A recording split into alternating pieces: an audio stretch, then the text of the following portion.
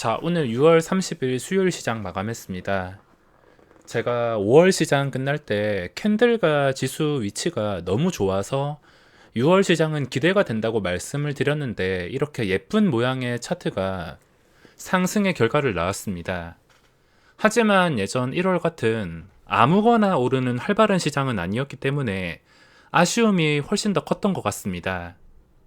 6월 시장은 코스피가 1월 고점을 뚫어서 그리고 코스닥도 1000포인트를 뚫어서 딱 지수 모양만 봤을 때는 전혀 힘든 것도 없고 좋았던 시장 같습니다.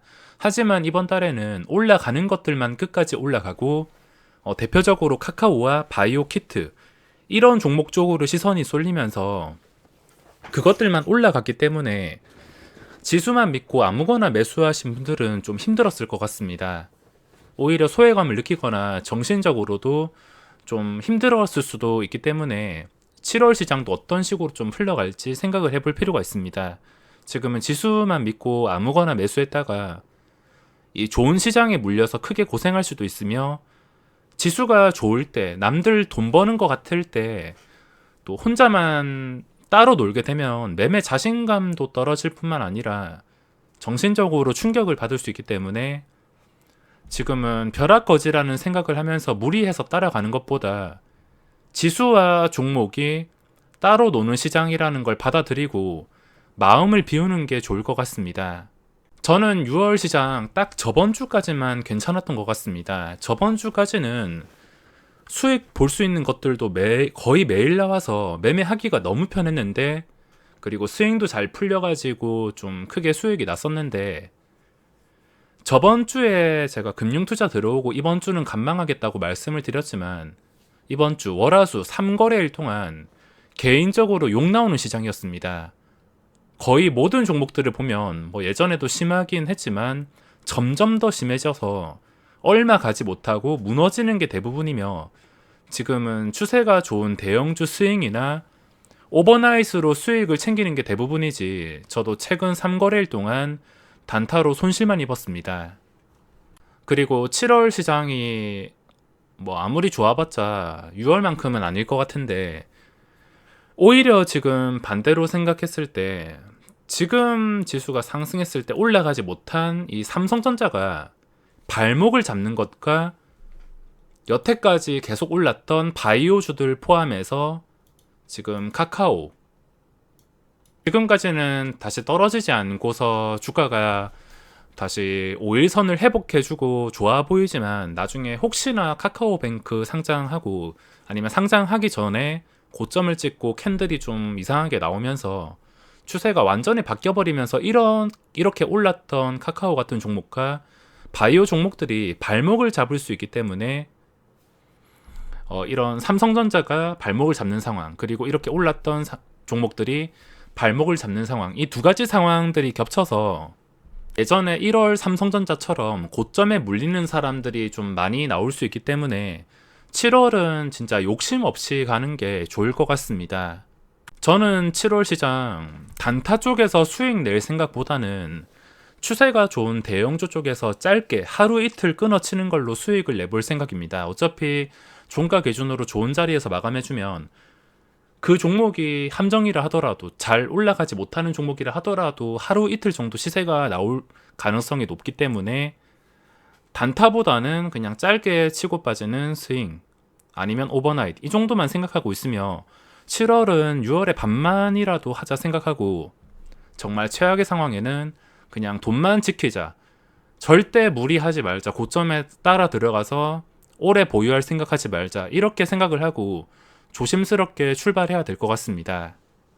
자, 지금 지수 차트 보시면 고점에서 굉장히 안정적이고 하루 정도 뜨는 음봉은 버틸 수가 있지만 이 고점에서 무작정 따라 들어갈 수는 없습니다. 코스닥도 지금 보시면은 4월 고점까지 다시 올라왔는데 이 코스닥 특징이 뭐냐면 올라갈 때 올라가는 바이오 종목들만 올라가고 그런 바이오 종목들은 무너질 때도 끝도 없이 무너진다는 겁니다. 그런 종목들 잘못 물리면 단기간에 수십 퍼센트 손실은 기본이고 이 코스닥도 한번 추세를 잃었을 때 그 전에 패턴만 보더라도 어마무시하다는 것을 알기 때문에 코스닥은 좀 진정될 필요가 있습니다. 한 최소 2주 정도 그냥 이 자리에서만 더 이상 움직이지 말고 지켜준다면 그 뒤에도 방향이 고점을 뚫어주고 상승일 때 코스닥을 주도할 수 있는 대형 반도체나 바이오 쪽에 들어갈 수가 있습니다. 하지만 지금 따라 들어가기에는 굉장히 부담스럽고 코스피도 하루 음봉으로는 하락을 판단할 수는 없지만 시장이 재미있진 않습니다. 오히려 지금 천하제일 단타 대회처럼 잠깐 올랐다가 빠지는 게 너무 많아서 올릴 가능성이 훨씬 더 높습니다. 오늘 수급을 봤을 때 쓸데없는 애들이 다 나가면서 진정되고서 지수가 상승했습니다. 마지막에 좀 내려서 마감을 했지만 이 금융투자 수급만 참고한다면 지수가 어떤 식으로 좀 흘러가는지, 어디서 내가 수익을 챙기고 좀 대응을 할 수 있는지 알 수가 있을 겁니다. 제가 오늘 시장에서 주력으로 보던 종목들이 네이버랑 그리고 네이처셀 그리고 펄어비스가 있습니다. 이 세 가지 종목만 보면서 시간을 보냈는데 오늘도 역시 외출했습니다. 차라리 괜찮은 거 있으면 시간의 거래라도 들어가서 오버나잇으로 수익을 챙기는 게 낫지, 요즘에 단타가 좀 어렵기 때문에 중간중간에 외출할 때가 좀 많은 것 같습니다. 잦아지고 있는 것 같은데, 중간에 네이처셀, 이거는 단순히 거래대금과 분봉 차트만 보고 매매를 했으며 이 고점 뚫어줄 때까지, 이때까지 매매를 하다가 왠지 시원하게 뚫어주지 못하는 것 같아서 여기서 매도를 했습니다. 나중에 매매 영상을 올려드릴 것이며, 들어갈 자리와 그리고 호가창 해석, 그리고 올라가는 도중에 힘을 받냐 못 받냐, 이런 것들을 해석한 영상이므로 좀 도움이 되실 것 같습니다.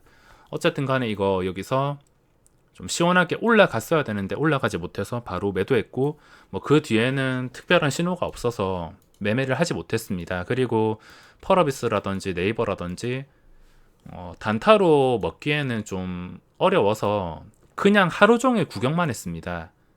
주가가 이런 대형 호재로 인해서 변동이 나왔다가 그 뒤에 빠지지 않는 것에 의미를 둬야 되는데, 오늘 외국인 기관의 수급이 들어오면서 빠지지 않았으며, 네이버 같은 경우에도 중간에 매수를 할까 말까 정말 수십 번 생각한 것 같습니다.